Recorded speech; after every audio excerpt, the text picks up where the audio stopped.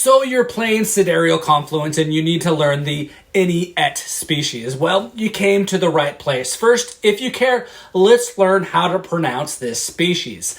It's any like anything and et, any et. Second, you need to know that this is a game of compound interest. Don't invest so hard in technology and upgrades that you leave yourself without resources, because resources are what you need in future rounds.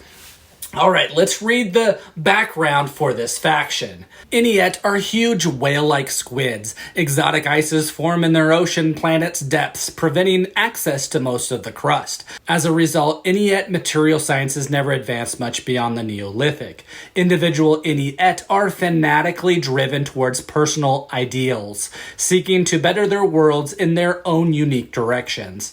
30 millennia of coordinating such a population has given the Inuit a deep understanding of sociology at all scales. Their economy is an interlocking network of charities, pooling with their little resources that they have for the common good.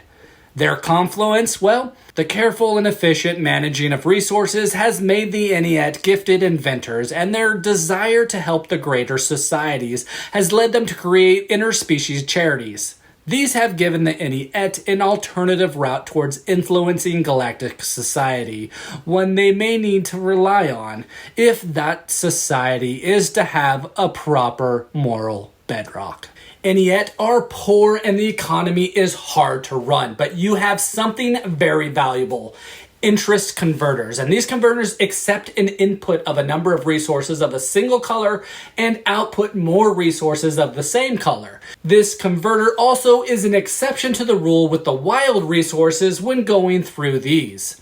Now, the Inuit cannot run their own converters. Yes, that's right. You cannot run your own converters, although you can upgrade them. The upgraded converters follow the same rules, and some will produce points, which is great, especially for the end of the game.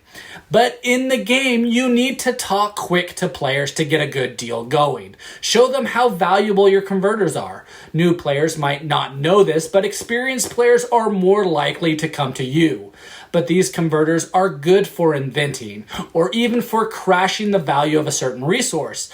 But you have to convince people to trade you for them. So the Unity's wild resource can be put into interest converters, and they are not destroyed, but the converter cannot output additional wilds.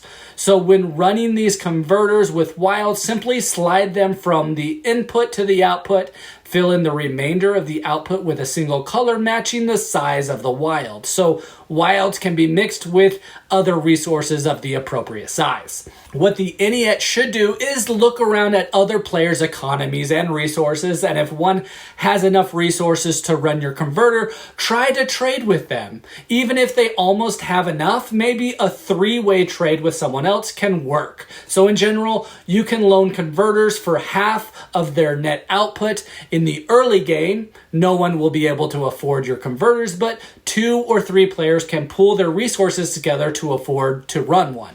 So try to organize a multiplayer deal where everyone pools resources together, one player runs the results, and each player is paid back what they put in plus a little more. Universal Applied Metaethics, one of the converters you start with, is one of the better point-producing converters in the entire game.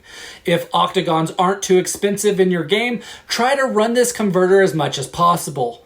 But since the white resources it produces are donations, you'll need to trade with other players to get them back. Be careful with your converters. If you let the same player use most of your converters every turn, that player will win the game. Try to spread the wealth around. Know this, the richer the whole game is, the better you will do. And keep in mind that other players have that strong economy and you don't. So just remember that. Try to focus on players who feel like they are behind in the game or who haven't traded much. Mutual understanding is great for this plan. Put in 2 small, get 4 small. It's an easy converter for any player who has 2 identical small resources to run. Intercultural archive is hard to sell since you can't easily split up the output. Its input is 3 large cubes and its output is 4 large cubes. Maybe try this one with the player who needs help and can run it. Goodwill is valuable and you'll be making the table richer, which will make everything easier to run and will eventually lift you up. In games with Ineet, players who hoard resources to save for inventions have lost some of the economic potential, but your interest converters let players save resources while still making a profit on them. But you can possibly convince a player to delay their invention for a turn and instead run a big interest converter instead. They will be able to invent possibly 2 technologies next turn instead of just the one now, and well, you will make your profit for that. Your converters can be upgraded, but wait near the end of the game to do this because they will produce points, and points can't be traded back to you. So it will be harder to figure out deals with these until later. Points will also be more valuable later in the game, and other players will be able to afford them with your deal-making skills. If you get to a point where you have a hard time loaning out your converters, see if you can get the resources needed for the input. You can't run them yourselves, but it shouldn't cost more than a small cube to get someone else to do it for you.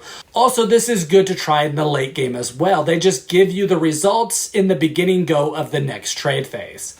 And, well, that's the Ineet. If you have any more ideas or recommendations on how to play with this species, please comment below. We would love to hear what you have to say about it. Again, this is Boardgame Brody, and I hope you enjoyed this video. Stick around and check out some other board game reviews to see what you might want to get to the table.